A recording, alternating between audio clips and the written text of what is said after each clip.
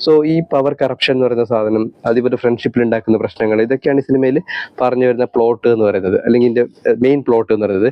പക്ഷേ ഈ പടത്തില് ഓരോ കഥാപാത്രങ്ങളുടെയും ഇൻഡിവിജ്വൽ പെർഫോമൻസ് എടുത്താൽ, ഇപ്പൊ കതിറിന്റെ പെർഫോമൻസ് എടുത്താൽ രസമാണ് കണ്ടിരിക്കാനായിട്ട്.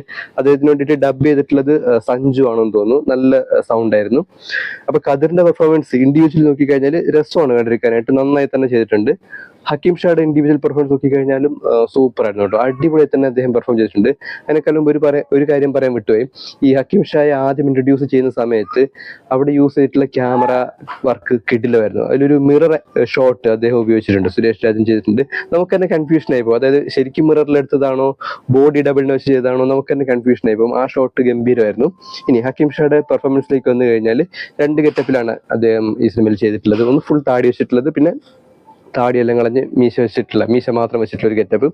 ആ 2 ഗെറ്റപ്പിലും ആൾ അടിപൊളിയായിരുന്നു. ആളുടെ ഇൻഡിവിജ്വൽ പെർഫോമൻസ് നോക്കിക്കഴിഞ്ഞാലും സൂപ്പറാണ്, നന്നായി തന്നെ ചെയ്തിട്ടുണ്ട്. പക്ഷെ എനിക്ക് തോന്നിയൊരു പ്രശ്നം എന്താ വെച്ചാൽ, ഈ കതിറിന്റെയും അതുപോലെ തന്നെ ഈ ഹക്കീം ഷായുടെയും, അനന്തും മിഥുനുമാണ് ക്യാരക്ടറിന്റെ പേര്, ഈ 2 കഥാപാത്രങ്ങളുടെയും ഫ്രണ്ട്ഷിപ്പ് അല്ലെങ്കിൽ അതിന്റെ ഒരു ബോണ്ട് ഉണ്ടല്ലോ, അത് എത്രത്തോളം സ്ട്രോങ് ആണെന്നുള്ള കാര്യമൊന്നും ഓഡിയൻസിലേക്ക് അങ്ങനെ കൺവേ ചെയ്യുന്നില്ല. ഇപ്പൊ 2 ഫ്രണ്ട്സ് ഉണ്ട്, അതിൽ ഏതെങ്കിലും ഒരാൾക്ക് എന്തെങ്കിലും പറ്റിക്കഴിഞ്ഞാൽ മറ്റേ ആൾ പോയിട്ട് റിവെഞ്ച് ചെയ്യണം, അല്ലെങ്കിൽ ഒരു അടി കൊടുക്കണം എന്നുള്ളത് ഓഡിയൻസിനും കൂടി ഫീൽ ചെയ്യണ്ടേ.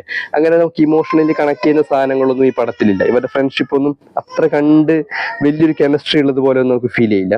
പിന്നെ അടുത്തൊരാളെന്ന് വെച്ചാൽ നമ്മുടെ സുധീർ കോപ്പയാണ്. സുധീർ കോപ്പയുടെ ഇമോദ് എന്ന് പറയുന്ന കഥാപാത്രം ഇൻഡിവിജ്വലി നോക്കിക്കഴിഞ്ഞാൽ നല്ല ഒരു ക്യാരക്ടറാണ്, നല്ല രീതിയിൽ തന്നെ ചെയ്തിട്ടുണ്ട്. പക്ഷെ ഈ 3 ആൾക്കാരും ഇല്ലേ, 3 ഇങ്ങനെ ഐലൻഡ് പോലെ നിൽക്കുന്നുണ്ട്. ഇവർ ഒരുമിച്ചാണ് നിൽക്കുന്നതെങ്കിൽ പോലും അങ്ങോട്ടും ഇങ്ങോട്ടും ഒരു കോമ്പിനേഷൻ കാര്യങ്ങളൊന്നും അത്ര വർക്കാവാത്ത രീതിയിലാണ് എനിക്ക് ഫീൽ ചെയ്തത്. ജിയോ ബേബിയുടെ കഥാപാത്രത്തിലേക്ക് വന്നു കഴിഞ്ഞാൽ പൊളിറ്റീഷ്യനായിട്ടാണ് അഭിനയിച്ചിട്ടുള്ളത്. ഇൻഡിവിജ്വലി നല്ല പെർഫോമൻസ് ആയിരുന്നു. പക്ഷെ നമുക്ക് ആ ഒരു പവർ എവിടെ അങ്ങനെ ഫീൽ ചെയ്യില്ല. മീൻസ് അതിന്റെ ഒരു ഡോമിനൻസ് ഉണ്ടല്ലോ, ആ ഡോമിനൻസ് എവിടെ നമുക്ക് അത്ര കണ്ട് ഫീൽ ചെയ്യില്ല.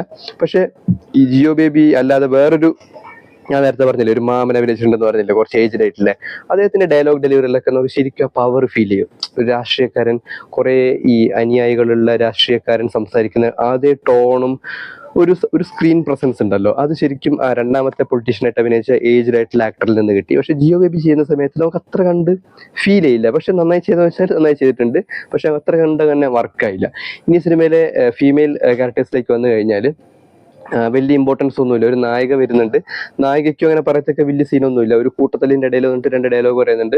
പിന്നെ ഒരു കല്യാണ സീനില്ല മറ്റോ വന്നിട്ട് സോപ്പോ അങ്ങനെ ഒരു സാധനം എടുത്ത് കൊടുക്കുന്നുണ്ട്. ഈ 2 സീനുകളേ ഉള്ളൂ, വലിയ ഇമ്പോർട്ടൻസ് ഒന്നുമില്ല.